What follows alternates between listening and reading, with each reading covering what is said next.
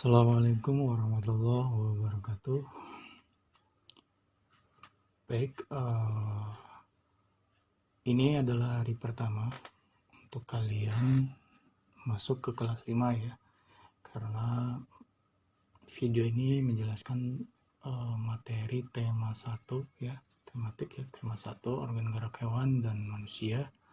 Subtema 1 organ gerak hewan dan pembelajaran 1 yang memuat mata pelajaran IPA dan Bahasa Indonesia. Baik, untuk pertama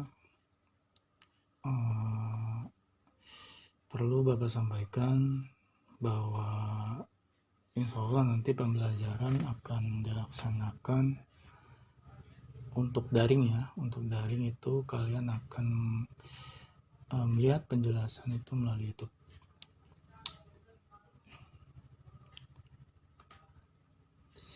Oke, sebelum belajar ya, silakan kalian berdoa sebelum belajar.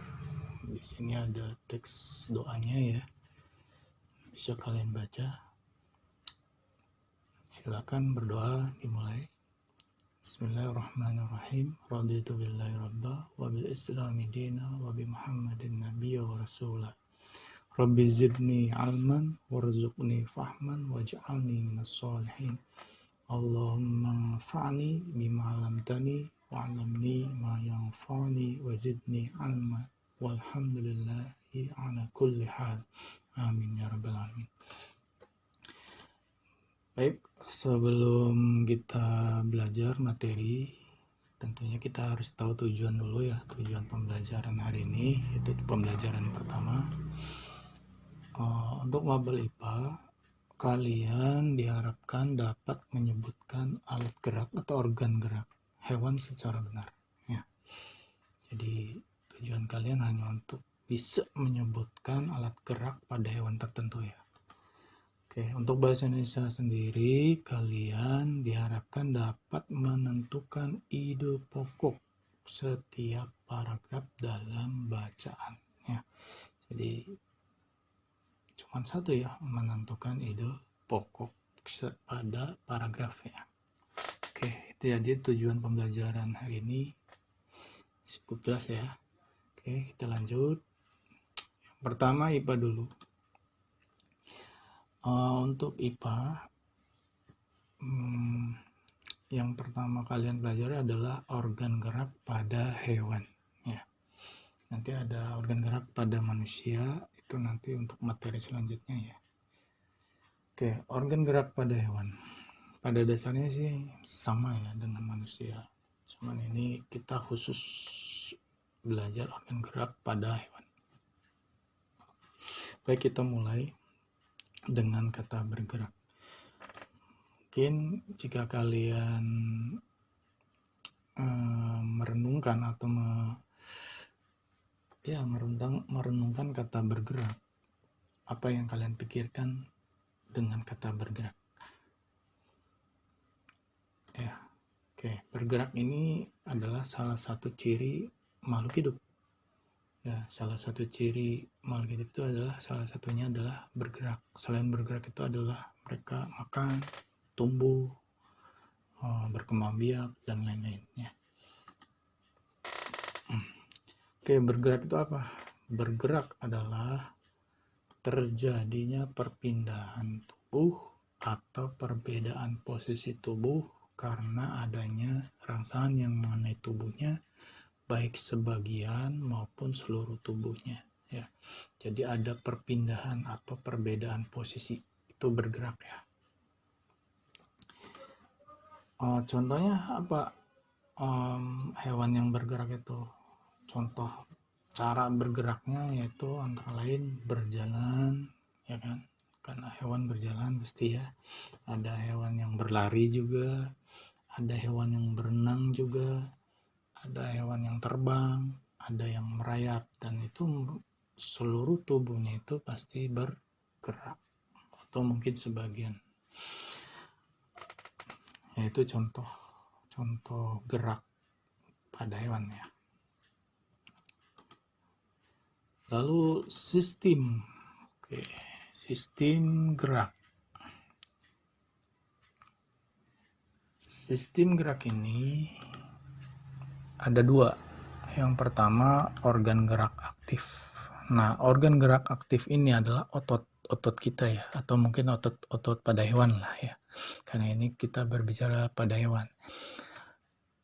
Organ gerak yang aktif itu adalah otot. Kenapa otot itu disebut organ gerak yang aktif? Karena di dalam otot itu terdapat senyawa kimia yang mengakibatkan otot ini bisa bergerak. Ya, tentunya dengan perintah dari otak ya. Jadi seperti itu. Nah, yang kedua, organ gerak pasif. Organ gerak pasif ini adalah tulang. Ya, kenapa tulang itu disebut organ gerak pasif? Karena tulang ini tidak melakukan gerakan sendiri ya. Jadi dia bergerak karena otot. Otot ini menempel pada tulang. Tulang ini bisa bergerak karena otot yang menggerakkan.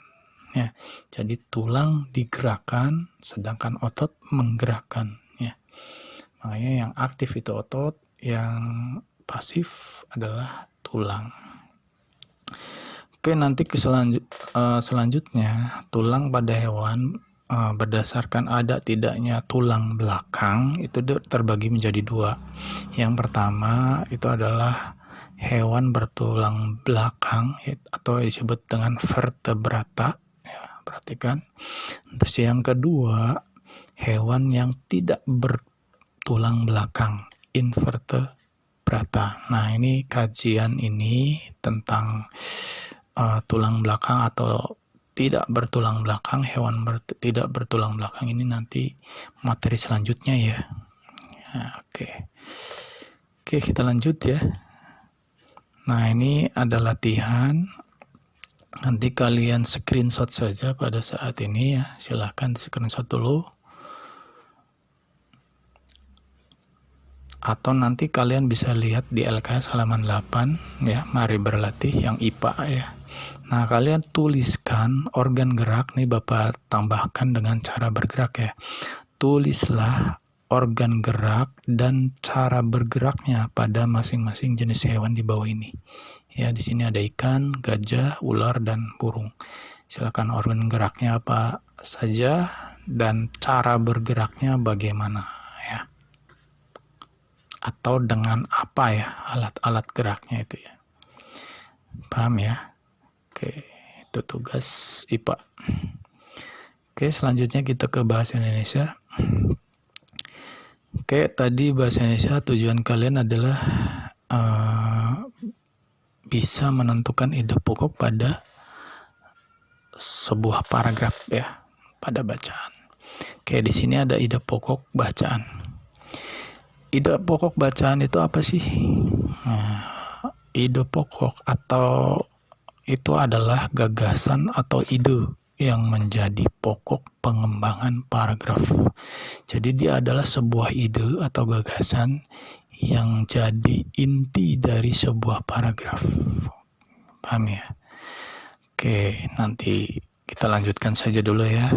Oke, ide pokok bacaan ini disebut juga, boleh disebut juga ya, jadi nama lainnya lah. Itu pokok pikiran pokok ya, ide pokok itu gagasan utama, gagasan pokok, pikiran utama ya kan, atau pikiran pokok ya, ini sama ya. Nah, itu ya sama saja ide pokok. Jadi nanti kalau ada soal tentukan gagasan utama ya, maksudnya ide pokok ya. Oke, kita lanjut. Baik, di sini ada paragraf. Perlu kalian ketahui, paragraf itu terdiri dari dua jenis kalimat ya. Kalimat apa saja? Ada kalimat utama ya. Nah, nanti kalimat utama ini terbagi jadi dua, sebenarnya tiga, cuman di sini kita belajar dua dulu ya. Ada kalimat utama yang posisinya di awal, yaitu deduktif ya. Ada kalimat deduktif. Nah, kalau kalimat utamanya ada di akhir, itu namanya kalimat induktif ya. Oke, paragraf sebuah paragraf itu terdiri kalimat utama dan kalimat penjelas yang kedua ya. Kalimat penjelas ini kalimat yang menjabarkan kalimat utama ya. Oke, lanjut. Nah, kalimat utama itu terdiri mengandung ya. Jadi kalimat utama ini mengandung ide pokok. Makanya ini ide pokok itu bagian dari kalimat utama. Jadi gampangnya ide pokok, gagasan utama atau pikiran pokok, pikiran utama itu adanya di kalimat utama. Kalimat utama sama kalimat penjelas tuh yang kayak gimana sih Pak? Nah nanti ada contoh ya selanjutnya ya. Nah ini sekarang kita lanjutkan dulu yang ini. Cara menemukan ide pokok bagaimana Pak? Nah di sini ada dengan teknik membaca cepat. Nah teknik membaca cepat ini ada dua teknik. Bisa nanti kalian baca di LKS itu ada ya. Teknik skimming dan teknik scanning ya. Kalau teknik skimming itu teknik membaca cepat yang tujuannya itu mencari inti dari bacaan tersebut. Misalkan mencari ide pokok, membuat kesimpulan dan lain-lain. Nah, kalau teknik scanning itu membaca cepat, tetapi pada saat kita menemukan kalimat atau kata yang kita butuhkan, ya udah berhenti di situ. Ya, jadi tidak dilanjutkan lagi karena kata yang kita cari sudah ditemukan, yaitu teknik scanning. Nah, umumnya untuk mencari ide pokok itu kita menggunakan teknik skimming ya. Oke, nanti kita latihan selanjutnya ya. Oke, kita lanjut. Nah, ini ada contoh cara menemukan ide pokok pada sebuah paragraf. Di sini ada satu buah paragraf. Ini namanya satu buah paragraf ya. Karena paragraf itu terdiri dari beberapa kalimat. Nah, di sini ada beberapa kalimat ini. Satu. Ya, ditandai dengan adanya titik ya. 1, 2, 3, ada 4. Jadi ada 4 kalimat. Paragraf ini ada 4 kalimat. Nah, untuk menemukan ide pokok, kalian harus membaca secara seluruhan ya. Tapi jangan cuma membaca, sambil memahami apa yang kamu baca ya. Dengan cepat tentunya ya. Setelah kalian membaca, kalian tentukan mana yang kalimat utama. Kalimat utama tuh bisa di awal, bisa di akhir ya. Tadi ya penjelasan sebelumnya, kalau di awal itu deduktif, kalau kalimat utamanya di akhir itu induktif. Nah, untuk paragraf ini mana yang jadi kalimat utama? Nah, sebelum menemukan ide pokok nih, kamu harus menemukan kalimat utamanya dulu. Apa sih ciri-ciri kalimat utama, Pak? Ciri-cirinya dia kalimatnya tidak bersifat umum. Maaf ya. Kalimat utamanya itu masih bersifat umum atau masih umum, belum menjelaskan apa-apa. Contoh ya. Nah, ini ada bencana banjir lumpur akibat jebolnya tanggul Situ Gintung di Tangerang Selatan menimbulkan berbagai macam penyakit. Nah, di sini kenapa kalimat ini bersifat umum? Karena apa? Berbagai macam penyakit apa saja? Nggak dijelaskan. Nah, berarti ini kalimat utama karena bersifat umum. Nah, ternyata penjelasannya itu ada di kalimat kedua dan seterusnya. Makanya kalimat yang ke-1, kedua, dan ketiga ini disebut kalimat penjelas. Paham ya? Jadi paragraf ini hanya ada 2 jenis, yaitu kalimat utama dan kalimat penjelas. Kalimat utama itu masih bersifat umum, belum menjelaskan apa-apa ya, atau masih kalau orang ngasih tahu tuh kita masih belum jelas gitu, maksudnya perlu penjabaran lagi gitu ya. Paham ya? Nah, oke, sekarang kita sudah nemu nih kalimat utamanya di kalimat yang pertama. Bencana banjir lumpur akibat jebolnya tanggul Situ Gintung, Tangerang Selatan menimbulkan berbagai macam penyakit. Nah, bagaimana cara menemukan ide pokok pada kalimat utama? Kalian pahami kalimat utama ini, kamu tandai kata-kata yang penting ya, atau intisari dari kalimat itu. Ya, karena ini berbicara tentang apa? Bencana banjir menimbulkan berbagai penyakit. Jadi yang lainnya tidak perlu. Ya, jadi ide pokok ini bagian dari kalimat utama. Ya, Pak, boleh nggak ditulis semua, Pak, untuk satu kalimat nih? Boleh-boleh saja, cuman kurang tepat ya. Jadi ide pokok itu inti dari kalimat utama ya. Intinya apa yang dibicarakannya ya, paham ya? Jadi bencana banjir lumpur akibat jebolnya tanggul Situ Gintung, berarti intinya itu kan bencana banjir ya. Ini berbicara tentang bencana banjir yang gimana? Yang menimbulkan berbagai penyakit ya. Paham ya? Jadi ide pokoknya bencana banjir menimbulkan berbagai penyakit gitu. Nah, berbagai penyakit apa saja di kalimat kedua itu sebagai kalimat penjelas. Paham ya? Jadi ide pokok itu ada di dalam kalimat utama. Paham ya? Oke, contoh yang kedua. Yang sebelumnya itu yang ini ya. Ini kan kalimat utamanya di awal, berarti ini kalimatnya bersifat deduktif ya. Oke. Nah, yang kedua, contoh yang kedua Mas ya. Bagi warga Jakarta membuang sampah seenaknya ke dalam sungai sudah jadi kebiasaan, bahkan tradisi sejak dulu. Padahal kebiasaan buruk ini sudah dirasakan akibatnya hampir setiap tahun. Sampah-sampah ini bisa menyebabkan aliran sungai terhambat dan akhirnya menimbulkan banjir. Tidak heran apabila banjir yang terjadi di Jakarta seringkali disebabkan oleh tumpukan sampah yang menghambat aliran sungai. Kalau kalian perhatikan ini kalimat, ini paragraf ya, dari beberapa kalimat. Kalimat yang pertama ini sudah menjelaskan warga Jakarta itu membuang sampah seenaknya, bahkan menjadi sebuah kebiasaan. Disambung dengan kalimat kedua masih menjelaskan juga kebiasaan buruk ternyata ya, bukan kebiasaan baik. Itu dirasakan hampir setiap tahun, terus dan selanjutnya.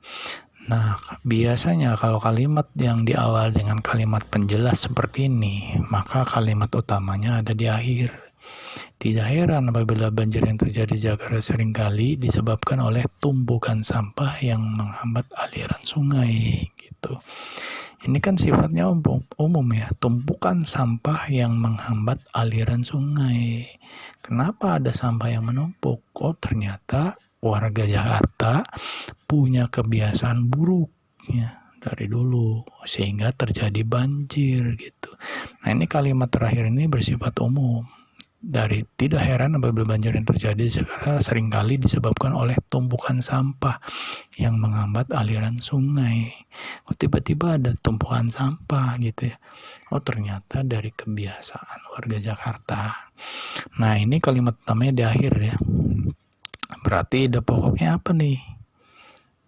Ide pokoknya kan berbicara tentang banjir, sampah ya, yang menghambat aliran sungai. Jadi tumpukan sampah menghambat aliran sungai yang menyebabkan banjir gitu. Paham ya? Nah, ini karena kalimat utamanya di akhir disebut kalimat deduktif.